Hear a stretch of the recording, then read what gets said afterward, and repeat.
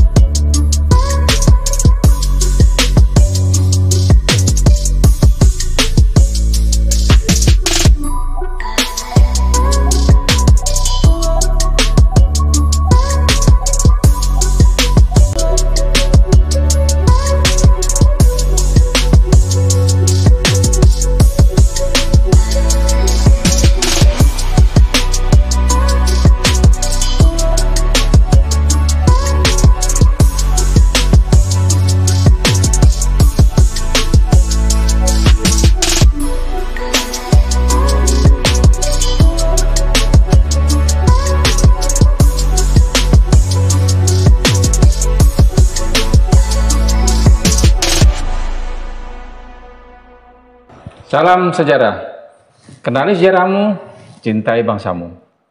Sobat sejarah, hari ini, pagi ini kita kedatangan tamu istimewa dan luar biasa. Tamu istimewa kita adalah anggota Pusjarah TNI yang memperoleh kesempatan untuk berbakti kepada negara, ikut misi perdamaian PBB. Di sebelah saya sudah ada Sersan Heru dan Kopral Asep. Selamat pagi, Sersan Heru, Sersan Kopral Asep. Gimana kabarnya? Baik. Alhamdulillah baik. Baik. Alhamdulillah. Kita sangat-sangat menyentuh hati karena Pak Heru, Pak Asep itu bisa mewakili Pusjarah dalam misi perdamaian dunia. Bisa ceritakan bagaimana bisa ikut ke PBB dalam ini, ke tempat tugas di misi PBB. Dari Sersan Heru silakan. Selamat pagi Sobat Sejarah. Terima kasih Pak Wahyu atas waktu yang diberikan kepada saya pada kesempatan pagi hari ini. Saya sedikit akan menceritakan bagaimana kronologis mungkin terkait pemberangkatan saya sebagai pasukan di misi perdamaian terutama di daerah Libanon. Atas dasar perintah dari Kapusjarah TNI, kami melaksanakan tes diantaranya meliputi kesehatan, jasmani, komputer, mengemudi, dan bahasa Inggris. Siapa yang berangkat itulah yang akan mewakili daripada satuan masing-masing. Gitu. Alhamdulillah pada saat itu kami diperintahkan Kapusjarah TNI untuk mengikuti misi perdamaian PBB terutama yang ada di Libanon, Unifil.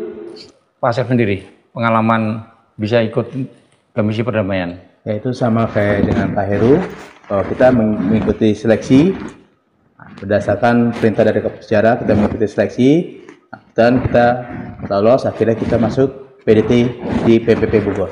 Oh, di Bogor. Iya, siap. Di Sentul kurang lebih 1 bulan. 1 bulan ya? 1 bulan, ya. Setelah 1 bulan aplikasi kurang lebih 1 minggu. Aplikasi itu diantaranya adalah mengaplikasikan segala yang telah diberikan oleh Gumil pada saat kita ada di medan sesungguhnya. Kalau di Sentul itu di mana, Pak Asep?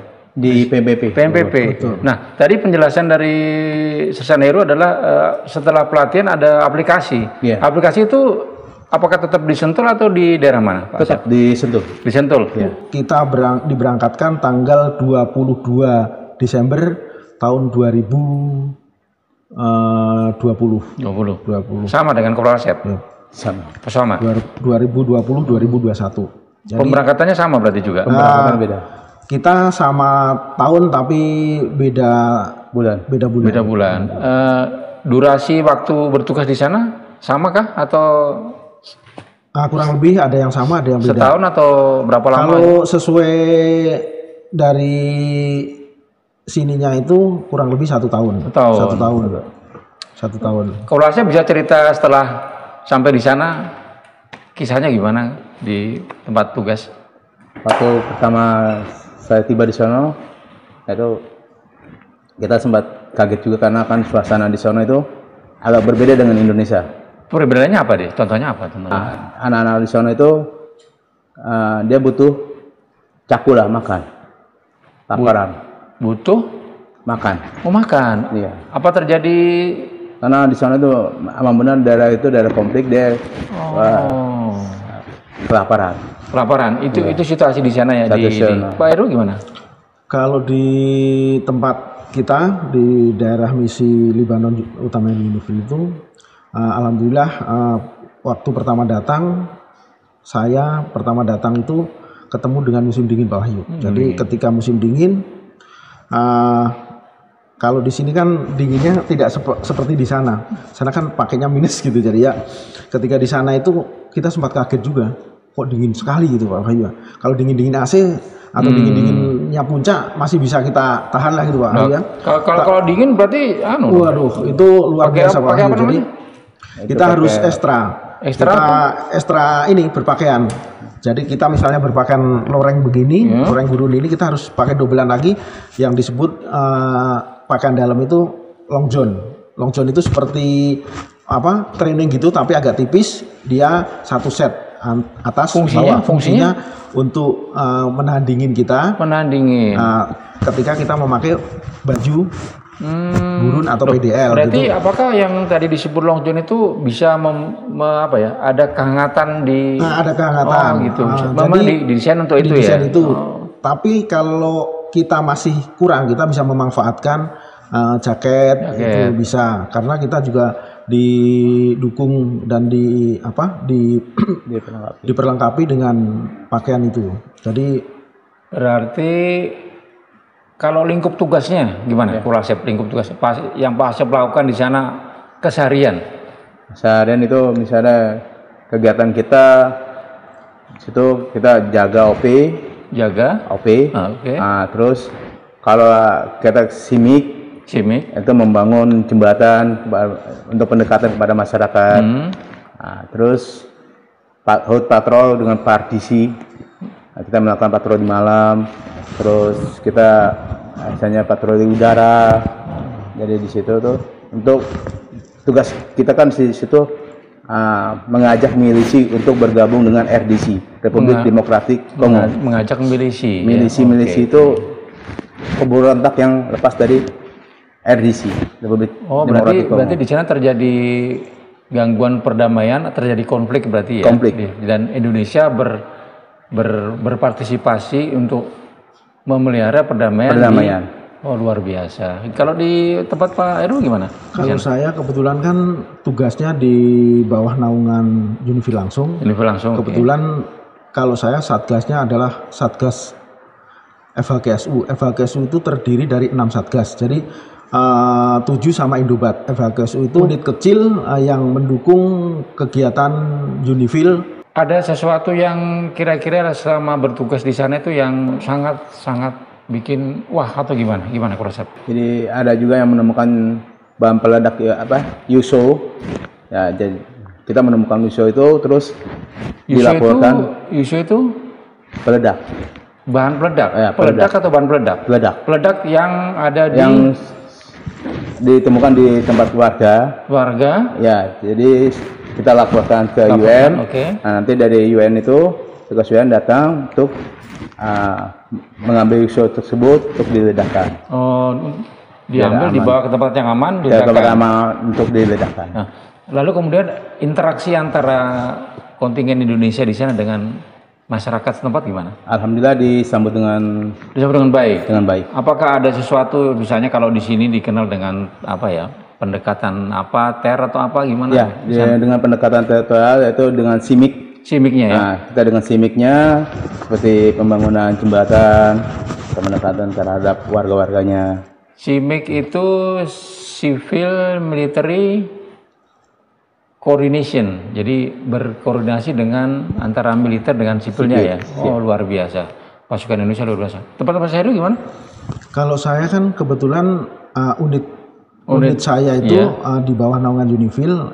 Kalau di sini mungkin dibahasakan mungkin Denmanya lah. Oh, Denmanya. Denmanya Unifil. Jadi yang cenderung ke dalam ya. Ya, cenderung ke dalam. Jadi kita mendukung setiap ada kegiatan yang diadakan oleh Unifil langsung.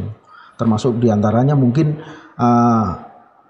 logistiknya, terus penyambutan tamu, baik itu tamu negara atau tamu dari PBB langsung. Gitu. Luar biasa, San Heru Kopral Asep berpartisipasi walaupun sekecil ini, sekecil dalam lingkup Pujara TNI, ikut melaksanakan perdamaian dunia sesuai dengan amanah Undang-Undang Dasar 45. Siap. Apa yang bisa disampaikan kepada rekan-rekan yang lain atau teman-teman yang punya keinginan ikut serta dalam perdamaian dunia atau gimana? Ada sesuatu yang disampaikan? Silakan Pak Asep, Mas Heru. Mungkin secara pribadi dan mungkin kepada satuan, saya mengucapkan terima kasih atas pemberian amanah kepada saya sehingga saya dan Pak Asep mungkin bisa berangkat mewakili Pusjarah TNI dan mewakili utamanya Indonesia. Saya sangat bangga bisa mewakili keluarga besar Pusjarah TNI dan Indonesia.